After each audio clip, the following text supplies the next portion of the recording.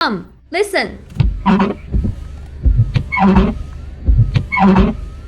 What did you hear? This car's wipers make a very harsh noise. In this case, if you take your car to a repair shop, they will let you replace the wiper blades and even the wiper arms. It will cost at least several $100s. Today, I will teach you a method that can be solved without spending a penny. Come, there is a small black spot on the wiper blade. Let's hold it down. You can remove the wiper blade. Then, let's slowly move the wiper arm closer to the windshield. Take a piece of cardboard. See it? There's no problem on this side. It fits perfectly, but the other side slopes upward.